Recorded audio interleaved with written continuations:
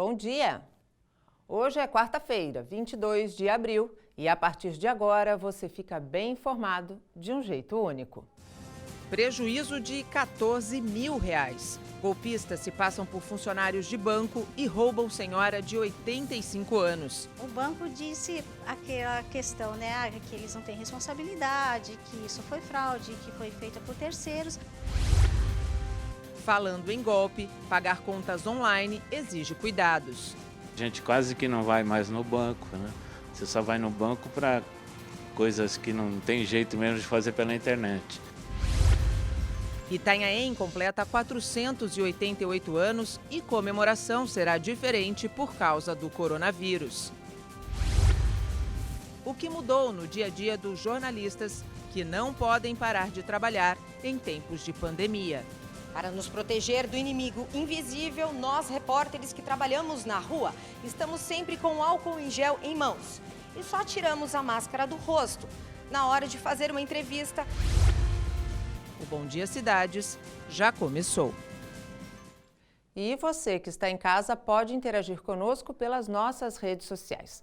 Sempre muito fácil e muito rápido. Você abre a câmera do seu celular, captura o QR Code que está aparecendo aí na sua tela e aí escolhe a multiplataforma que você prefere navegar e ficar com a gente até às 9 horas da manhã. Além disso, tem também a nossa linha direta com você, que é o nosso WhatsApp, 13 98228 8219.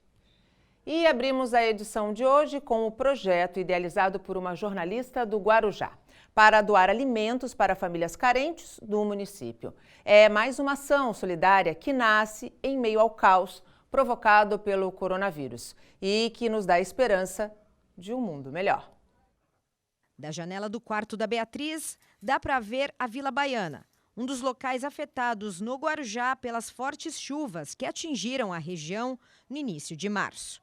A tragédia sensibilizou a jornalista, que reviveu as dificuldades que sofreu na infância quando teve a oportunidade de entrevistar as vítimas. Nós fomos muito ajudadas, muitas pessoas nos ajudaram. Quantas vezes uma pessoa doou uma cesta básica para a gente? Quantas vezes uma pessoa deixou um dinheiro para pagar uma conta de água, uma conta de luz?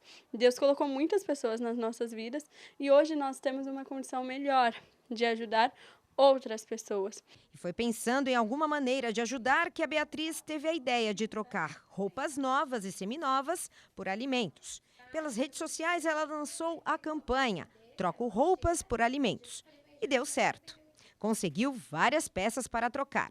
O projeto mobilizou a família inteira. Beatriz e a irmã separam peças de roupas, acessórios e bolsas. Dá até para montar looks bem legais. E a mãe delas, Valquíria, organiza os mantimentos: arroz, óleo, achocolatado, itens para compor cestas básicas. Por causa da pandemia, quem quiser doar nem precisa sair de casa. As meninas vão buscar. O que eu fiz? Eu calculei quanto custaria esse produto, caso eu fosse comprar, no caso, essa peça de roupa, quanto ela custaria. E eu peguei mais ou menos a mesma quantia em alimentos. Então, assim, no final das contas, foi como se eu tivesse comprado uma roupa com comida, com doação. É muito legal, é uma ideia muito legal, muito muita gente. Eu pedi para que as pessoas fossem justas nessas trocas. Vocês podem ver que as bolsas, elas são novas, então você compraria elas, por exemplo, por R$60.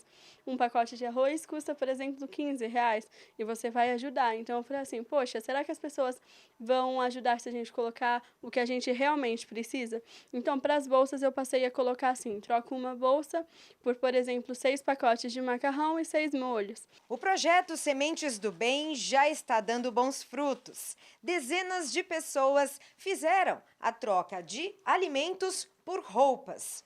E tudo o que for arrecadado será doado para famílias carentes de Guarujá que necessitam de ajuda. Quando a gente for procurar essas pessoas, que sejam pessoas que não foram atendidas nem pelos órgãos, né, públicos, que a gente sabe que atendem um número de pessoas, nem por outras entidades que já estão, mas pessoas que ficaram esquecidas, que por algum momento não foram aceitas pela burocracia. A gente tinha uma proporção de ajudar 5 famílias, tem sido muito maior do que isso. A gratidão de poder ser um instrumento, né? Porque Eu acho que é isso que cada ser humano tem que ter. A iniciativa enche de orgulho esta supermãe, que criou 4 filhos sozinha e ensinou a maior lição de todas: repartir o pouco que temos com aqueles que precisam. Se você tem 2, teu amiguinho não tem nada, por que não dividir com ele, né? Divide, né? E graças a Deus hoje a gente tem essa possibilidade, né? Uma condição, ainda que seja pouco, mas eu costumo dizer, o pouco com Deus é muito. É muitíssimo. E se você também quiser doar alimentos por roupas, é só ligar para a Beatriz no telefone 13 99171 2512 e agendar a troca. As agências bancárias continuam funcionando, mas a recomendação é evitar aglomerações. Pagar as contas pela internet tem sido uma das opções, mas é preciso redobrar a atenção para não cair em golpes. Após a decretação da quarentena do coronavírus, seu Edmundo passou a trabalhar em casa, com a ajuda do computador. O empresário de 68 anos sempre teve o hábito de pagar as contas online, mas precisou intensificar as transações bancárias pela internet por causa do isolamento social. A gente quase que não vai mais no banco, né? Você só vai no banco para coisas que não tem jeito mesmo de fazer pela internet. Mas pagamentos, transferências, você faz tudo pela internet, é uma ferramenta muito importante. O empresário garante que não abre mão desta ferramenta. Ele diz que nos últimos dias aumentou a preocupação com golpes em transações online. Tenho reparado que a gente recebe muito e-mail tentando pegar os teus dados, né, CPF, essas coisas. Então você já deleta esses e-mails, principalmente agora da Caixa Econômica, com esses R$600 aí. A gente recebe muito e-mail pedindo os dados, né, bancários. Então a gente já percebe que é fraude e não deleta, não informa não. Neste vídeo enviado ao jornalismo da Santa Cecília TV, o gestor de tecnologia da informação, Antônio Paulino, ressalta que os cuidados devem ser redobrados ao fazer transações bancárias online. Os bancos possuem seus aplicativos oficiais através dessas plataformas, como a Play Store do Google, a Apple Store. Então, nunca confie em outras formas de fazer download dos aplicativos para pagamento de suas contas, para evitar que vazem informações, né, ou que alguém faça mau uso dos seus dados, né. E o momento difícil que todos nós vivemos tem despertado a solidariedade de muita gente, como vimos no começo do jornal, a iniciativa da Beatriz. Mas, enquanto voluntários se destacam fazendo o bem, outros, infelizmente, ficam em evidência praticando o mal. Em Santos, golpistas se passaram por funcionários de um banco para aplicar golpe em uma senhora de 85 anos. Dona Maria jamais imaginou que cairia numa armadilha, mas no dia 15 de abril tudo mudou.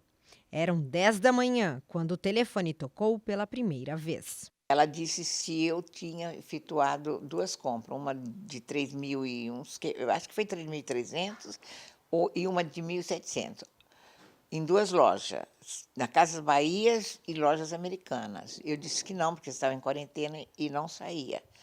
Mas, por um momento, eu raciocinei que meu filho tem conta conjunta, mesmo sabendo que jamais ele faria sem antes me comunicar, eu pensei, ele pode não ter tido tempo hábil de me falar, então vou confirmar se não foi ele.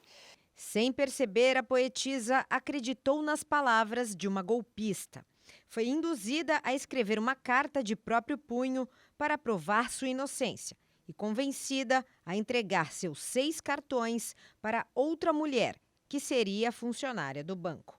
As câmeras do prédio flagraram a chegada da suspeita Fabiana Vaz, provável nome falso, usado para a mulher ter acesso ao edifício. Lacrei com cola e tudo, foi colado. Só o chip que ela, quando eu disse que eu não sabia tirar, não é trabalho nenhum para mim. Imagine, nós estamos aqui para isso. Pegou o meu celular, tirou o chip, aí eu falei, mas o envelope está lacrado, agora não tem como pôr o chip. Ela falou, não faz mal, eu levo aqui no bolso.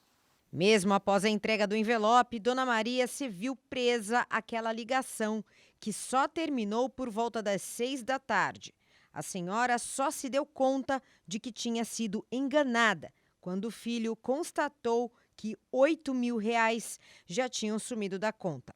A ousadia foi tanta que já passava das 8 da noite, quando o telefone tocou mais uma vez. E aí ela disse, é a Dona Maria? Aqui é a Patrícia. Ai, Dona Maria, como é que a senhora está? A senhora está bem? Aí eu já estava chorando muito mesmo. Aí eu fui e comecei a bradar aos céus, né? Falei para ela, me socorre, minha filha, faça como se fosse para sua avó, para sua mãe. Pelo amor de Deus, a moça que você me mandou aqui saqueou todo o dinheiro que eu tinha na minha conta. Meu filho acabou de me ligar agora mesmo e ele está bravo comigo. Já não sei mais o que ouvi dele.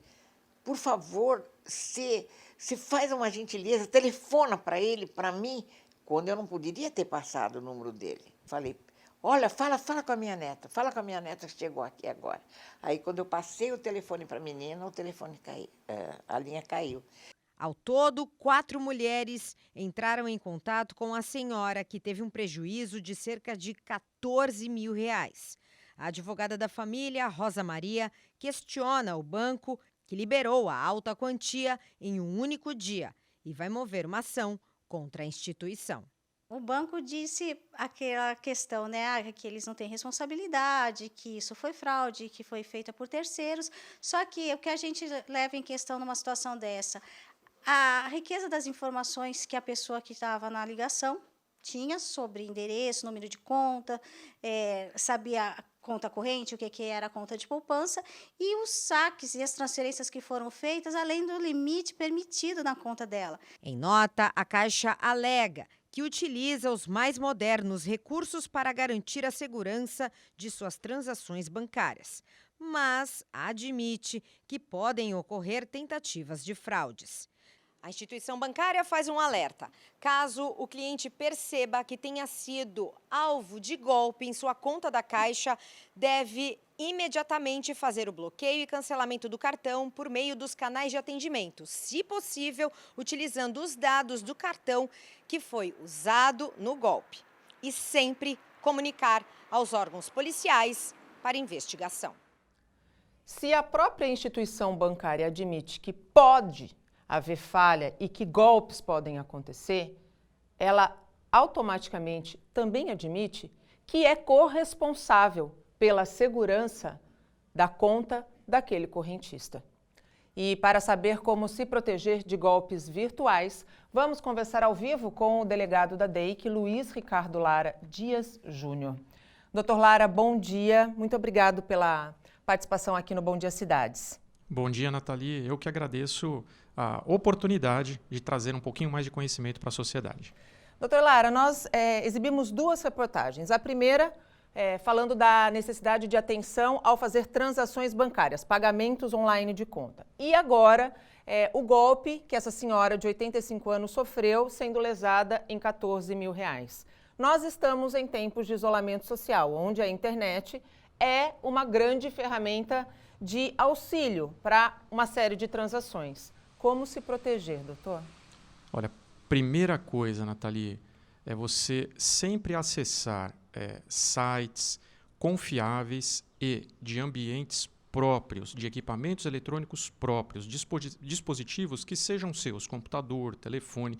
Evite acessar sites que não sejam confiáveis e acessá-los em ambientes que sejam públicos, pois é facilmente instalável softwares, programas espiões que fazem a captura de dados sensíveis, como senhas de acesso a redes sociais, acesso a instituições financeiras, ao seu banco eletrônico, para que depois as quadrilhas se utilizem desses dados, trazendo aí um enorme prejuízo para as vítimas. Posso chamá-lo de você, doutor? Lógico, Nathalie. Quando você fala evite locais públicos, a gente pode dizer que evite o uso de Wi-Fi nesses lugares. Exatamente. Equipamentos que sejam públicos, que não sejam do seu domínio, e o Wi-Fi principalmente. Só acesse a rede mundial de computadores em Wi-Fi que sejam confiáveis. Evite acessá-los por meio de terceiras pessoas, mesmo porque as investigações, quando elas se iniciam, elas vão exatamente identificar o fluxo dessas comunicações, de maneira que aquela rede utilizada será objeto de investigação.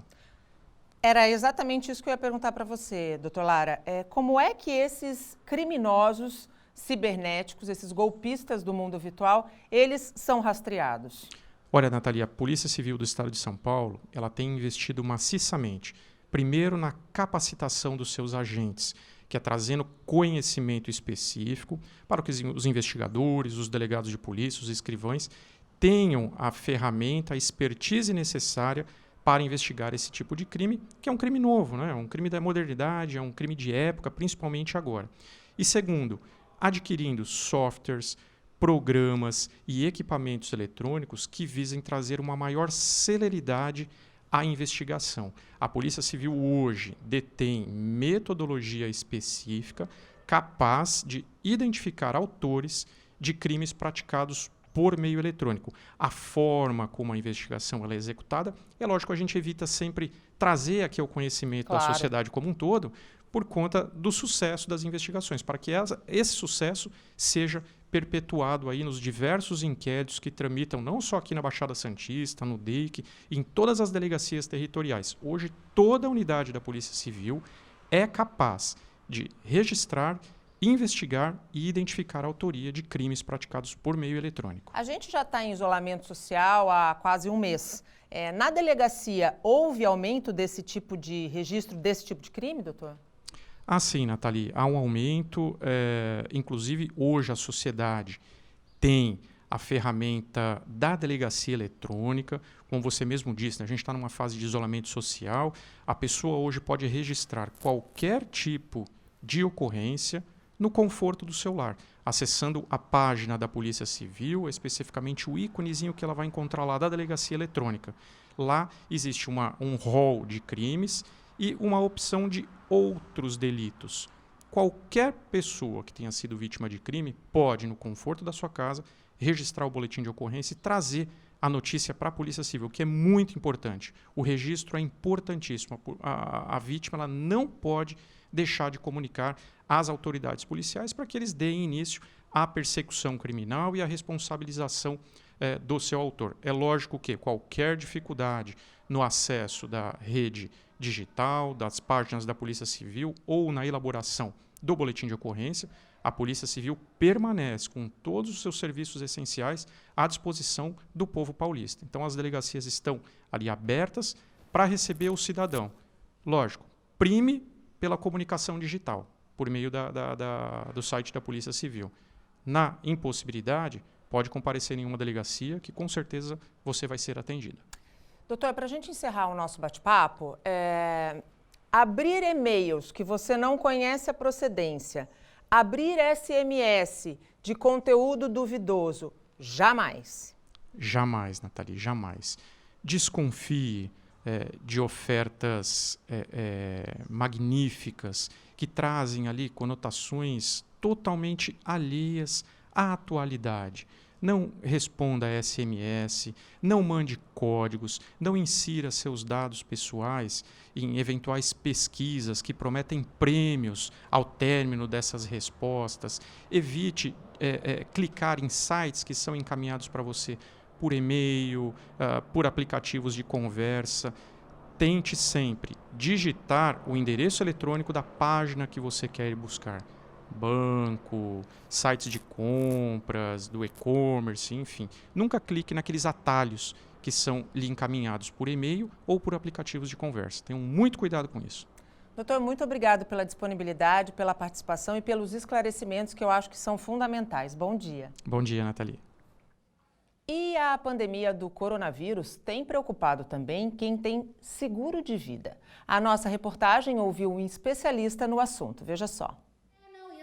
Há 6 meses, esta empresária de Santos decidiu incluir na planilha de despesas um seguro de vida. Justamente pensando na minha família e pensando no que eu posso deixar de legado se algo de ruim acontecer. Então, acho que ninguém está imune a situações chatas, situações de doenças graves. Então, foi pensando nisso, pensando nesse planejamento e nesse respaldo financeiro que eu gostaria de deixar aos meus familiares. Gabriela diz que ter contratado o seguro de vida antes da pandemia do coronavírus trouxe um certo alívio. Porque hoje você vê essa situação de pessoas novas, pessoas mais velhas pegando esse tipo de vírus e às vezes não tem esse respaldo, não tem essa segurança, não tem para onde olhar e pensar, nossa, eu estou segura caso aconteça alguma coisa. Os seguros de vida não costumam cobrir pandemias, mas diante do atual cenário, mais de 20 empresas já anunciaram o pagamento de indenização no caso de morte por coronavírus. A corretora de seguros, Alessandra Souza, lembra que a indenização só é paga se o contrato foi assinado antes da pandemia. A pessoa que vier a ser acometida pelo Covid-19, os familiares têm direito ao valor da apólice, do capital e a assistência funeral. Ela explica ainda que, por lei, várias empresas são obrigadas a conceder esse tipo de benefício aos funcionários. Vale ressaltar até aquelas pessoas que perdeu algum ente querido, algum familiar, possa estar procurando no seu RH da empresa, dessa pessoa, para poder saber se tem algum benefício, algum capital a receber. Confira agora como fica o tempo nesta quarta-feira. O dia amanhece parcialmente nublado em Santos e não há previsão de chuva. A máxima será de 29 e a mínima de 21 graus. O mesmo cenário acontece em Guarujá, onde o sol estará presente ao longo do dia entre nuvens. As temperaturas ficam entre 21 e 30 graus. Cubatão terá uma quarta-feira ensolarada e sem previsão de chuva. Máxima de 29 e mínima de 21 graus. Em São Vicente, as temperaturas também variam entre 21 e 29 graus e a previsão é de tempo bom durante o dia todo. Sol e calor em Praia Grande. A máxima será de 30 e a mínima de 21 graus. Em Mongaguá, tempo agradável em todos os períodos. As temperaturas ficam entre 21 e 30 graus. E agora, informações atualizadas do sistema de travessia de balsas. Neste momento, estão em operação 5 embarcações. O tempo de espera de ambos os lados, entre Santos e Guarujá na travessia, é de 10 minutos, capacidade de 540 veículos por hora. Em São Sebastião e Ilhabela, são 2 embarcações, 30 minutos. Em Bertioga e Guarujá, 30 minutos também uma embarcação lá no Vale do Ribeira, Iguape, Jureia, Cananéia e Ilha Comprida, Cananéia e Continente.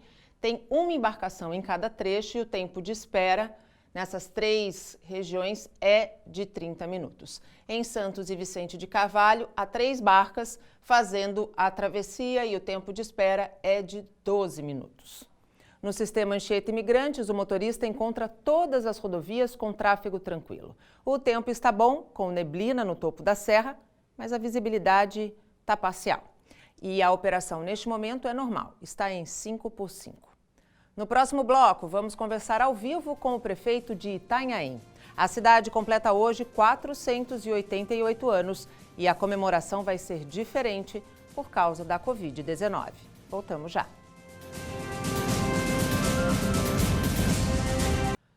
Estamos de volta e hoje Itanhaém completa 488 anos. Um aniversário que certamente vai ser diferente por causa da Covid-19.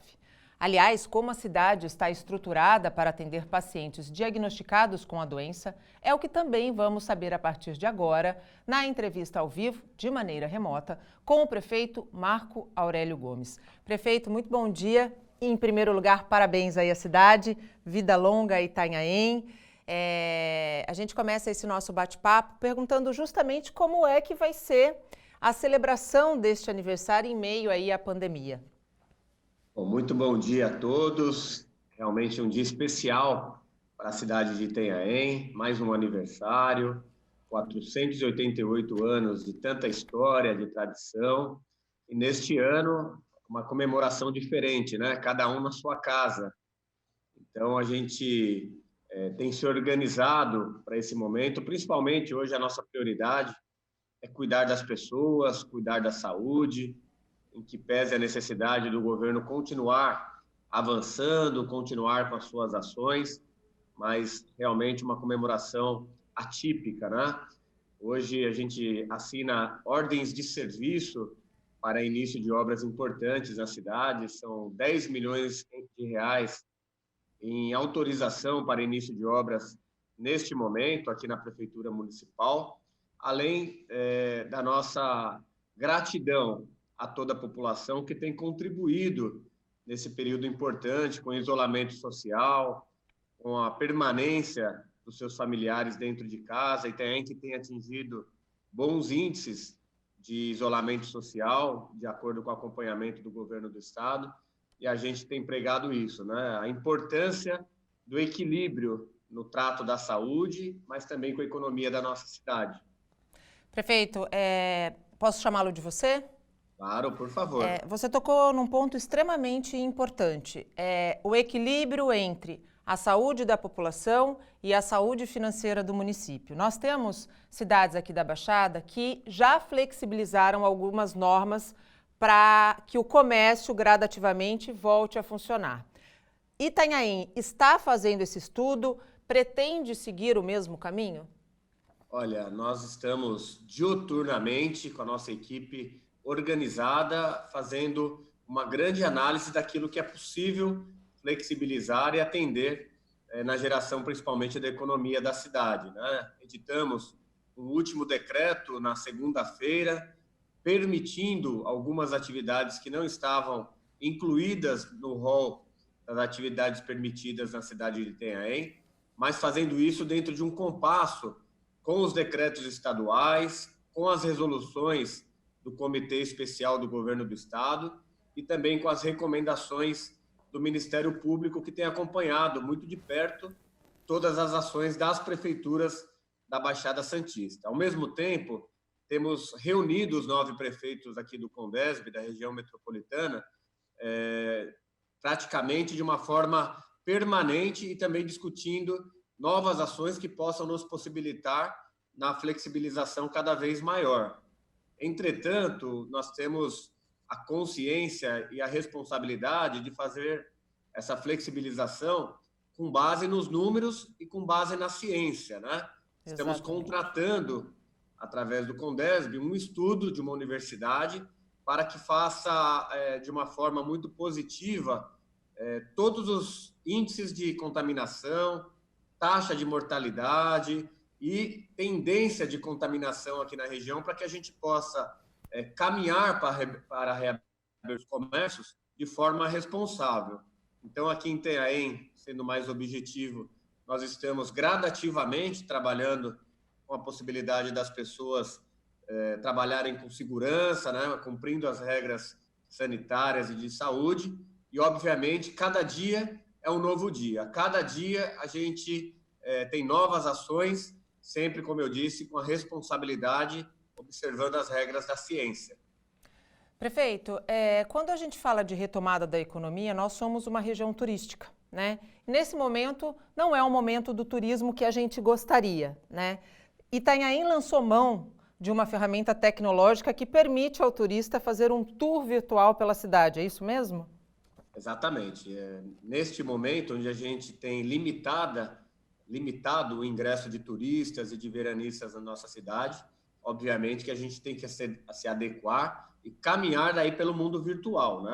A nossa ideia não é proibir a vinda de ninguém para a cidade de Itanhaém, muito pelo contrário, é que as pessoas adiem as suas vindas, os seus passeios para um momento mais oportuno. E a gente tem feito todo o trabalho virtual, levando Itanhaém até as pessoas. Hoje, por exemplo, estaremos aí com uma live com todos os artistas locais da nossa cidade. No verão, nós optamos pelo lançamento do projeto Itanhaém Frutos da Terra, onde nós deixamos de contratar os artistas renomados, aqueles artistas cujos cachês são muito altos, e demos a oportunidade para que os cantores da nossa cidade se apresentassem a todos os turistas. E hoje a gente vai reeditar o projeto Frutos da Terra de forma virtual, com uma live patrocinada aí pelos sites da Prefeitura, pelas redes sociais da Prefeitura e dos artistas, colocando, então, todos relembrando as apresentações que ocorreram no verão com o nosso Frutos da Terra. Prefeito, você citou uma questão bastante importante, que é a questão da restrição de acesso às cidades. Tem muita gente que mora fora de Itanhaém e tem casa, tem chácara aí na região. Essas pessoas, elas podem entrar no município? E se podem, o que elas têm que levar de comprovante? Olha, inicialmente nós tivemos realmente a proibição de ingresso de turistas na nossa cidade. Essa proibição foi decorrente de uma ordem judicial, de uma liminar concedida aqui pela Justiça da nossa cidade. Essa liminar caiu no Tribunal de Justiça, portanto, nós não temos condições de proibir o ingresso de ninguém. O que a gente tem feito são campanhas orientativas, são bloqueios, controles de acesso, justificando às pessoas que os nossos espaços comuns, que os espaços de lazer estão com as suas atividades proibidas e que, nesse sentido, não é a melhor medida vir até uma cidade turística, tendo em vista que as atividades de lazer, esportivas, estão proibidas. Agora, o ingresso das pessoas, ele é franqueado. Nós não podemos, neste momento, proibir, salvo com o controle de acesso que a gente falou, dificultando, mostrando a essas pessoas que a cidade não oportuniza, neste momento, atividades turísticas e de lazer. Prefeito, para a gente encerrar o nosso bate-papo, como é que a cidade está estruturada do ponto de vista de leitos, do ponto de vista de estrutura, como, por exemplo, respiradores, para atender pacientes que sejam contaminados pela Covid-19?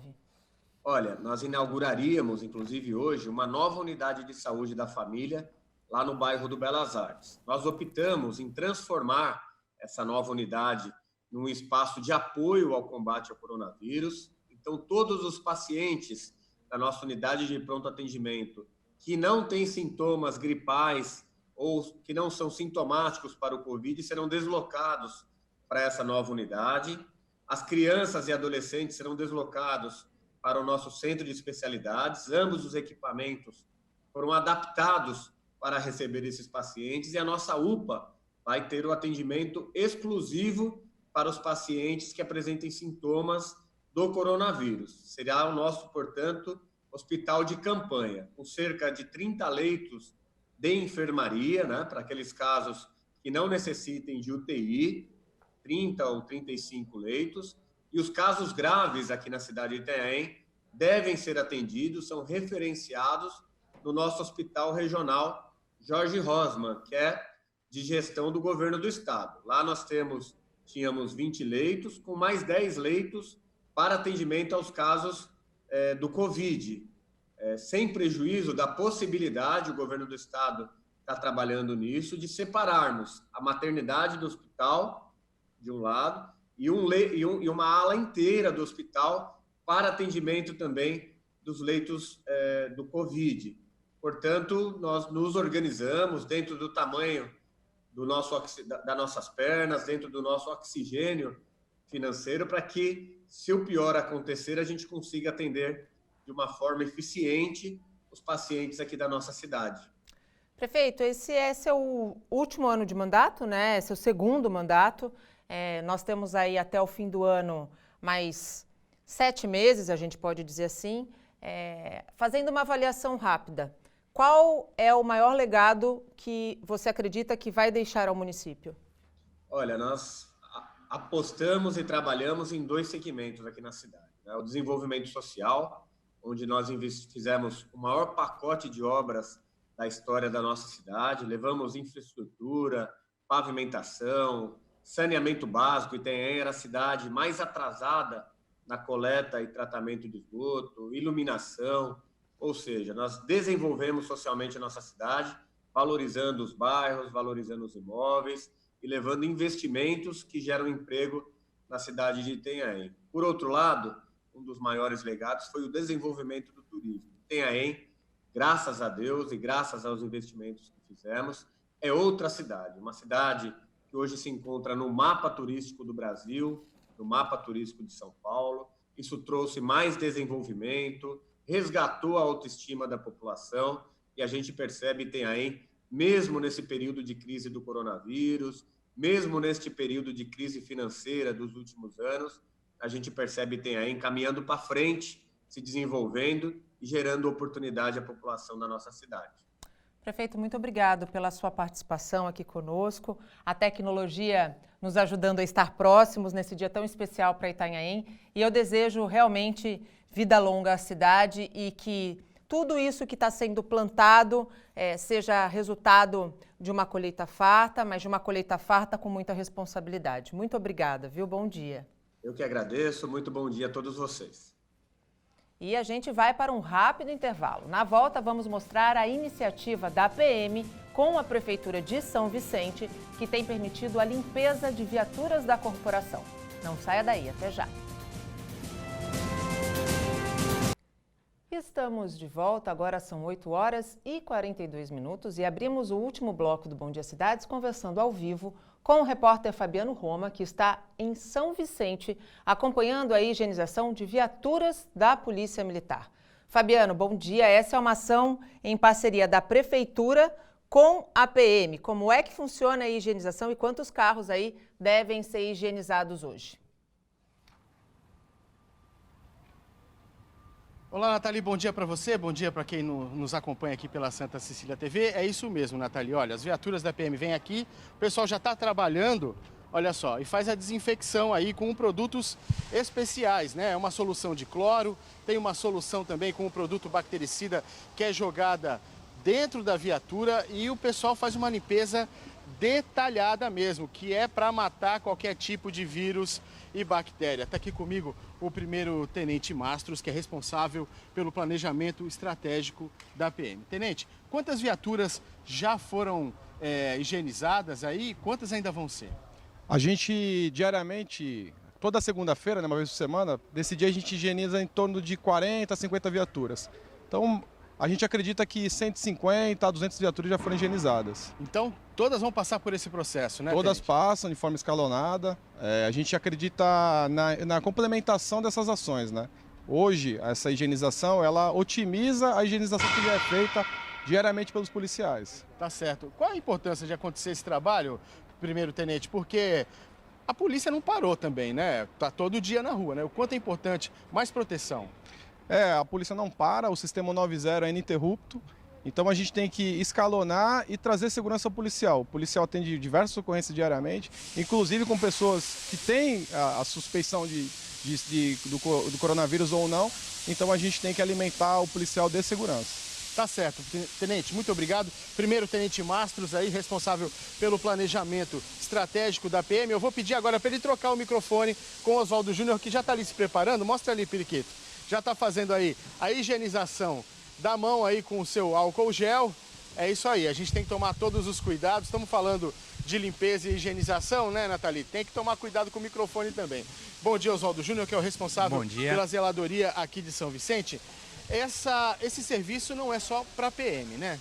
Não, esse serviço aqui foi solicitado pelo 39º Batalhão, a pedido do comandante, e aí o prefeito pediu para a gente incrementar o trabalho. Então nós chamamos as viaturas do SAMU, hoje estamos recebendo as viaturas do policiamento rodoviário e também atendemos a Secretaria de Trânsito, atendendo a Secretaria da Saúde também. Todas as viaturas que pertencem à nossa frota municipal estão sendo higienizadas. Guarda Municipal também. Guarda Municipal também. Eu falei no comecinho, né, dos produtos que são aplicados.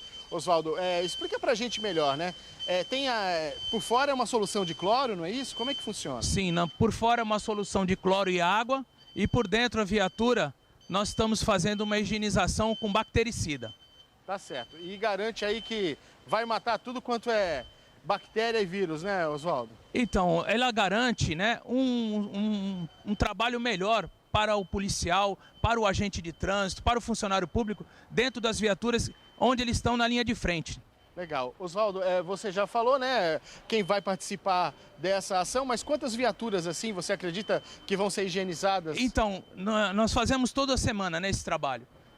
No primeiro dia nós fizemos em cerca de 70 viaturas, na segunda ação já fizemos 120 viaturas e hoje esperamos mais ou menos 150 viaturas até o meio-dia. É bastante viatura. Oswaldo, muito obrigado pela tua participação, parabéns por essa ação, todo tipo de segurança que a gente possa oferecer para quem está no dia a dia aí, né? Para quem não pôde parar. Sim. É importante, né? E é importante a gente destacar também, né, Oswaldo, que esse serviço está acontecendo numa empresa privada, né? Sim. O rapaz cedeu o espaço, né? E colaborando também. E né? é uma iniciativa pioneira no estado de São Paulo, né? Nós não temos isso no estado de São Paulo ainda. Então São Vicente saiu na frente com esse trabalho. É isso aí. Muito obrigado ao Oswaldo Júnior, que é responsável pela zeladoria aqui de São Vicente. Você acompanha aí as viaturas do trânsito que já foram higienizadas aí e agora vão voltar para o seu trabalho no dia a dia.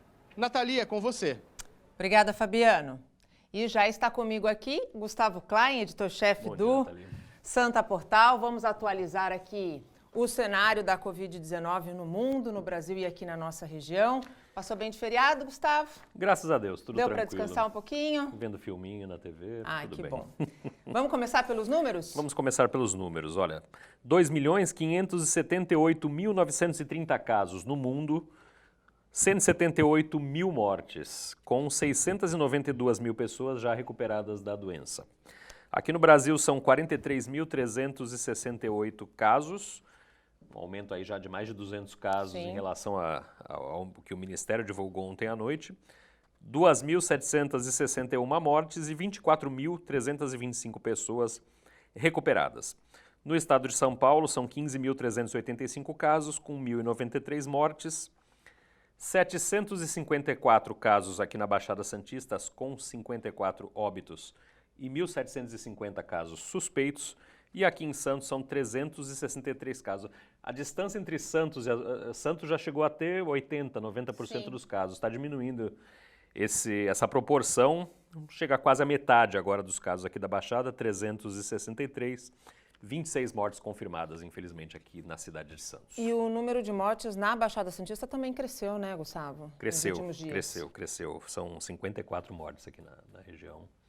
Logo mais, o governador João Dória vai detalhar, porque anunciar, ele já anunciou nas suas contas pessoais, no Twitter, logo no começo da semana, que hoje apresenta um pacote de flexibilização gradual, mas que não vai funcionar de maneira igual para todos os municípios paulistas, Exatamente. Né? Na verdade, o que o governo do estado está dizendo é que eles vão anunciar a intenção hoje, mas não vão detalhar o plano. O detalhamento desse plano vai ficar para o dia 8, às vésperas aí do fim desse prazo de quarentena, né, desse último prazo aí, da última extensão do prazo, porque eles vão ter aí mais 2 semanas para avaliar como o vírus está se comportando, número de casos, número de mortos, fazer um mapeamento mais fiel, porque estão chegando testes de todas as cidades do estado, e aí vai ter essa quarentena seletiva, né?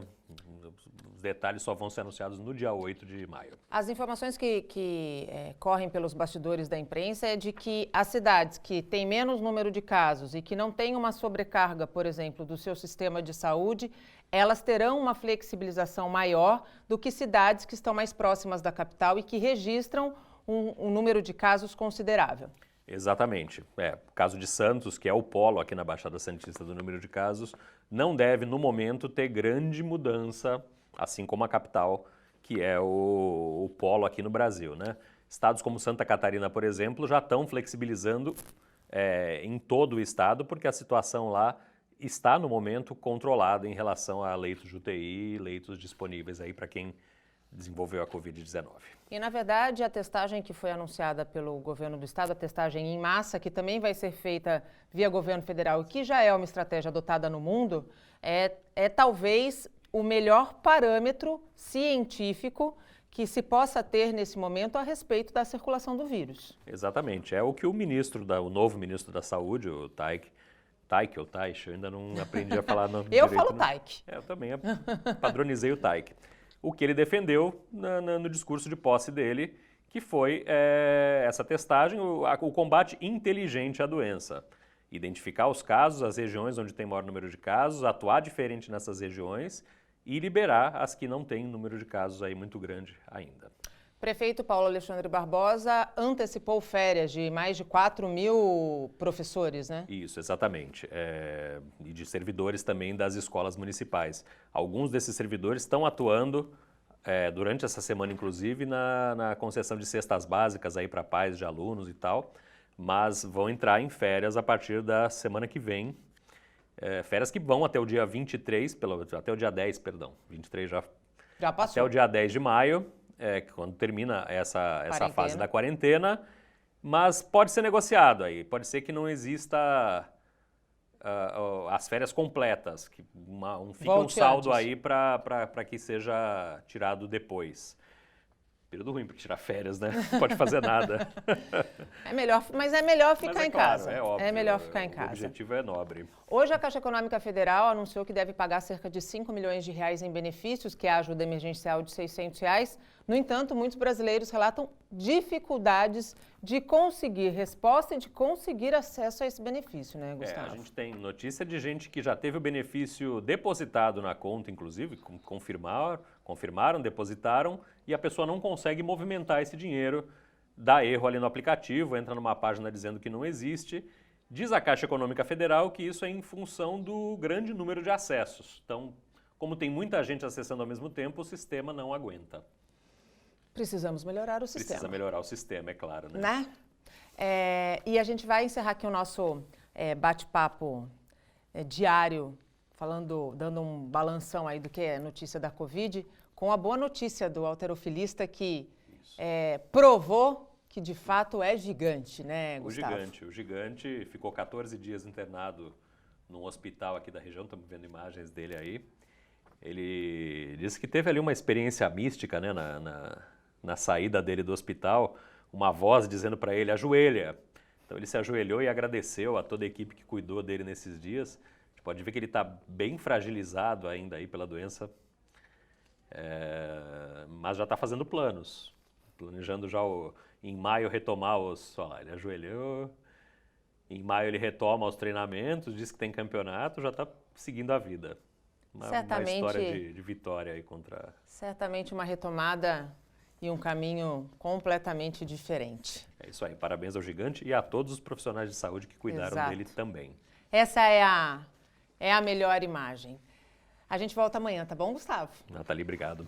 O Bom Dia Cidades desta quarta-feira fica por aqui. Eu me despeço com uma reportagem especial que vai mostrar como tem sido o dia a dia das nossas equipes para manter você bem informado.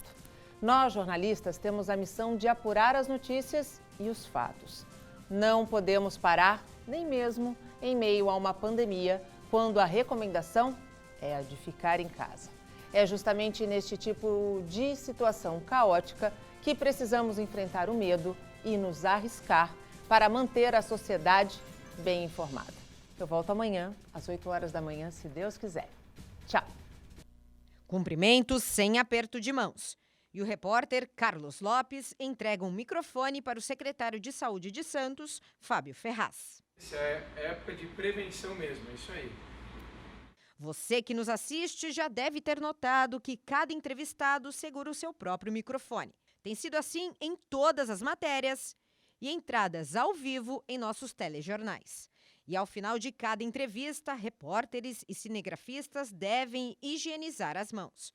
Além disso, já fizemos entrevistas em plataforma digital e, quando necessário, o próprio entrevistado grava um vídeo com o celular para utilizarmos na reportagem, respeitando o isolamento social. Para nos proteger do inimigo invisível, nós, repórteres que trabalhamos na rua, estamos sempre com álcool em gel em mãos e só tiramos a máscara do rosto na hora de fazer uma entrevista para que o telespectador possa fazer a leitura labial. E aqui na redação, medidas foram adotadas para que produtores e editores possam manter o distanciamento uns dos outros. Quem explica é a diretora de jornalismo do Sistema Santa Cecília de Comunicação e apresentadora do Bom Dia Cidades, Nathalie Nanini. Como a gente não pode parar, porque a gente tem como missão levar a informação para quem está do outro lado, a gente também não pode colocar em risco a vida dos profissionais que compõem a equipe como um todo. Nós temos também a equipe que vai para a rua.